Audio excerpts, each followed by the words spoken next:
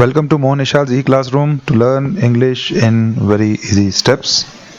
Part 12 of our series tense chart. So इसमें हम आपको 10th tense जो है हमारा future continuous tense, उसमें sentences कैसे बनाने हैं वो बताएंगे. तो जैसा कि हम हर tense में आपको बताते आ रहे हैं कि फर्स्ट शीट में कि हम आपको क्या क्या बताएंगे. सबसे पहले हम आपको we will tell you the formulas to make sentences. Then उसके बाद examples हम आपको देंगे simple affirmative sentences के, negative sentences के, interrogative sentences के और negative interrogative sentences के भी कुछ हम आपको examples देंगे. और क्योंकि formulas में जगह कम रहेगी तो हम subject की जगह आपको SU भी मिलेगा, helping verb की जगह HV और verb की 3 forms आपको V1, V2, V3 इनमें से कुछ आपको लिखे हुए मिलेगा. So don't worry. Future continuous tense का अब हम आपको formula की तरफ लेके चलते हैं. तो सबसे पहले helping verb shall be is usually used with subjects I and V. लेकिन ये जो यूज़ होता है ये फॉर्मली यूज़ होता है, ये फॉर्मल यूज़ है और ये सिर्फ ब्रिटिश इंग्लिश में ही यूज़ होता है. ओके, आमतौर पर हम शैल बी का यूज़ करते हैं सब्जेक्ट्स आई और वी के साथ में, बट ये जो यूज़ हम करते हैं ये फॉर्मली होता है, ब्रिटिश इंग्लिश में ही होता है. ओके, और बाकी सभी सब्जेक्ट्स के साथ में will be is used. Okay, और लेकिन आजकल जो है विल बी और शैल बी को हम ऐसे विल बी करके भी लिख देते हैं and will be is used commonly. Okay, जैसा कि मैंने आपको बताया कि शैल बी फॉर्मली और ब्रिटिश इंग्लिश में ही यूज होता है, अदरवाइज आप विल बी का ही कॉमनली यूज करते हैं और इसको ऐसे भी लिख देते हैं. ओके, और अब हम आपको सिंपल सेंटेंस का फॉर्मूला बताते हैं. इसमें सब्जेक्ट होगा सबसे पहले, फिर हेल्पिंग वर्ब, देन वर्ब की first form plus ING. Okay, जैसे कि आपको इसकी पहचान में हमने बताया था, कंटिन्यूअस है तो मतलब जारी की बात हो रही है, जारी है कुछ, फ्यूचर है तो होगा, है ना. जैसे मतलब बच्चा खेल रहा होगा तो सब्जेक्ट होगा बच्चा, चाइल्ड, है ना.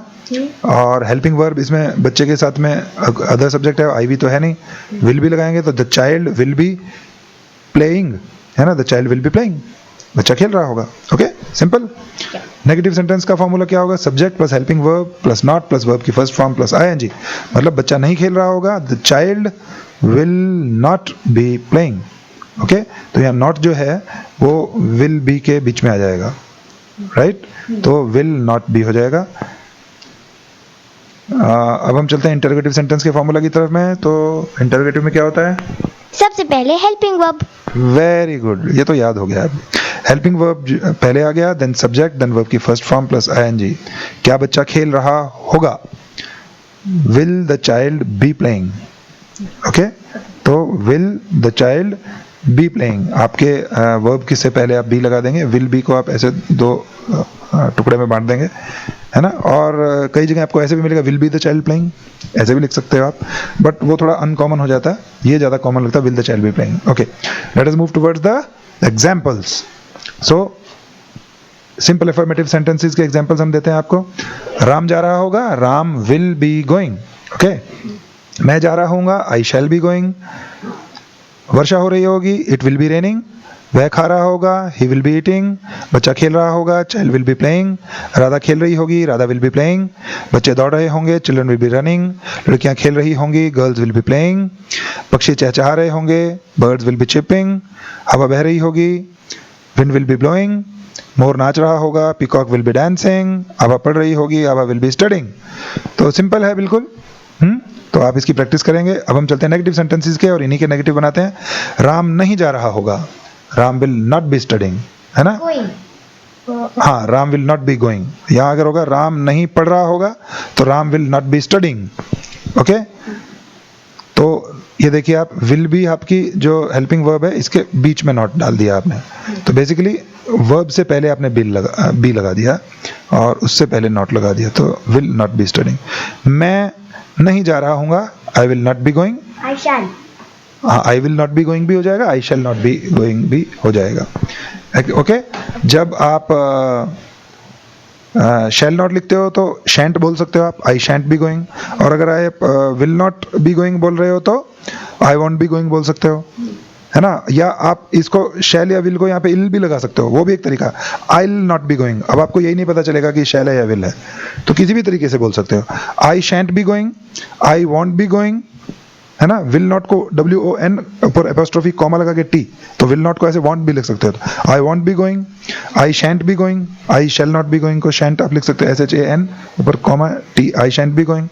या I will not be going, I यहाँ एपोस्ट्रोफी लगा के एल नॉट बी गोइंग। तो ये आप इसकी प्रैक्टिस कीजिए। आपको अभी शुरू में थोड़ा सा ये लगेगा कि डिफरेंट है, लेकिन आप ये ऐसा कर सकते हो। कहीं पे भी विल नॉट है तो आप वॉन्ट बोल सकते हो उसको स्पोकन इंग्लिश में। शैल नॉट है तो आप शैंट बोल सकते हो, और शैल या विल की जगह पे ऐसे इल लगा सकते हो, है ना। जैसे हम बोल रहे हैं कि Ram will not be playing, आप Ram will not be playing भी ऐसे भी बोल सकते हो। Ram will not be playing, I will not be going. Okay, वर्षा हो रही होगी तो इसका बनेगा वर्षा नहीं हो रही होगी। It will not B raining, वह नहीं खा रहा होगा, he will not be eating. बच्चा नहीं खेल रहा होगा, child will not be playing. Radha नहीं खेल रही होगी, Radha will not be playing. बच्चे नहीं दौड़ रहे होंगे, children will not be running. लड़कियां नहीं खेल रही होंगी, girls will not be playing. पक्षी नहीं चहचहा रहे होंगे, बर्ड्स विल नॉट बी चीपिंग। हवा नहीं बह रही होगी, wind will not be blowing. मोर नहीं नाच रहा होगा, peacock will not be dancing. आबा नहीं पढ़ रही होगी, आबा विल नॉट बी स्टडिंग। तो ये आपके नेगेटिव सेंटेंसेस हो गए, राइट। अब हम इन्हीं सेंटेंसेस को क्या बनाएंगे, इंटरोगेटिव। इंटरोगेटिव में क्या होगा, सबसे पहले Helping verb. हेल्पिंग वर्ब पहले आ जाएगा इंग्लिश में। तो यहाँ क्या राम जा रहा होगा, विल राम बी गोइंग। क्या मैं जा रहा हूँगा, शैल आई बी गोइंग। वर्षा हो रही होगी तो क्या वर्षा हो रही होगी, विल इट बी रेनिंग, है ना। अच्छा, मैं अभी आपका टेस्ट लेता हूँ, आप उस तरफ देखना नहीं। क्या मैं जा रहा हूँगा, क्या बनेगा, क्या मैं जा रहा हूँगा, क्या मैं shall I be going? Okay, shall I be going. और आप इसकी जगह विल भी लगा सकते हो, will I be going. Okay, good. इसका मतलब आपका ध्यान है, तो ध्यान रखिए पढ़ते टाइम। क्या वह खा रहा होगा, विल ही बी ईटिंग। क्या बच्चा खेल रहा होगा, will the child be playing. क्या राधा खेल रही होगी, क्या बनेगा, Will Radha be playing? Very good. क्या बच्चे दौड़ रहे होंगे, Will the children be playing? Running. Very good. क्या लड़कियां खेल रही होंगी, will the girls be playing. क्या पक्षी चहचहा रहे होंगे, will the birds be chirping. क्या हवा बह रही होगी, will the wind be blowing. क्या मोर नाच रहा होगा, will the peacock be dancing. क्या आभा पढ़ रही होगी, will Abha be studying. Okay, अब हम इन्हीं के नेगेटिव इंटरोगेटिव सेंटेंसेस बनाते हैं। तो जैसा कि मैंने आपको बताया, क्या राम नहीं जा रहा होगा, तो आप बना सकते हो will not Ram be going, या will Ram not be going.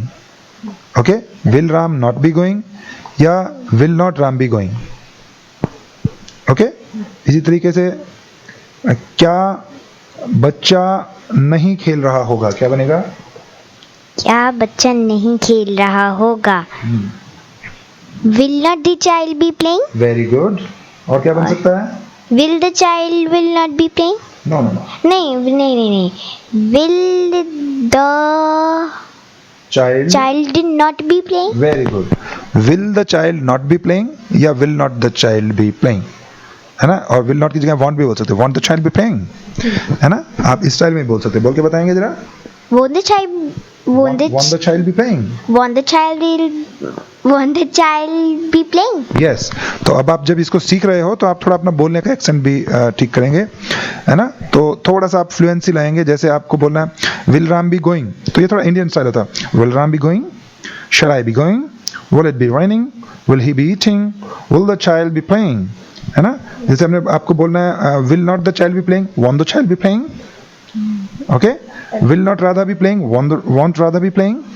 Okay, will the children not be running या will not the children be running. तो आप इसकी प्रैक्टिस कीजिए। ओके, तो आप जितना प्रैक्टिस करेंगे आपको आएगा, और जब आपको ये अच्छे से आ जाए तब आप हमारी अगली जो क्लास है उसमें आइएगा, पार्ट 13 में, जहां हम आपको फ्यूचर परफेक्ट टेंस सिखाएंगे। तब तक के लिए Bye bye. Thank you.